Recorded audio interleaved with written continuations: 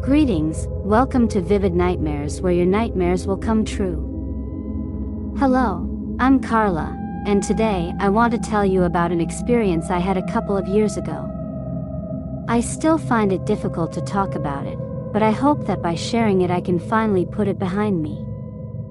It all started when my friend Jorge and I decided to explore an old abandoned submarine that we had found while diving near the coast. We had heard stories about it, about how it had been dismantled and left adrift, but no one really knew why. One day, we took advantage of a quiet afternoon to go and investigate. We equipped ourselves with flashlights and diving suits, and headed towards the submarine. From the outside, the rusty, seaweed-covered hull already gave an unsettling feel, but we decided to keep going. We entered through an open hatch, and the interior was even darker. It was dark and the air smelled of damp and old metal. We made our way through the narrow corridors, shining our flashlights on the remains of what was once a place full of life. Halfway through our exploration, we arrived at the control room. There were rusty instruments and dust-covered panels.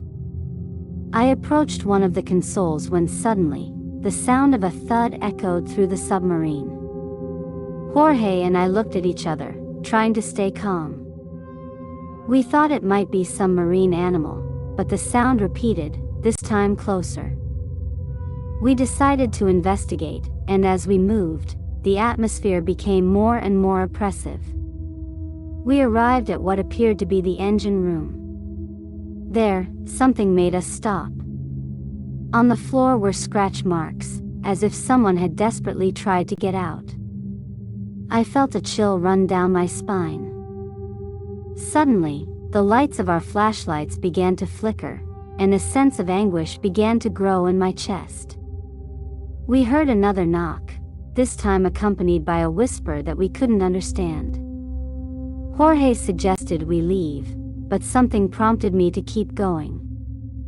We approach a door at the end of the corridor and, when we open it, we find a small booth with a newspaper soaked on the floor. I picked it up and tried to read it.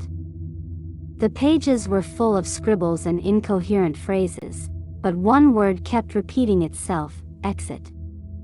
At that moment, I felt an invisible pressure in my chest, as if something was pushing me back. Fear paralyzed me, and I knew we had to leave.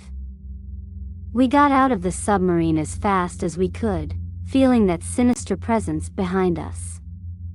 I never knew what we found there, but since then, every time I close my eyes, I see those scratch marks and hear those incomprehensible whispers. Thank you for watching this video. Remember and dream of your innermost demons. Bye. Greetings, welcome to Vivid Nightmares, where your nightmares will come true. Hello, I'm Carla, and today I want to tell you about an experience I had a couple of years ago. I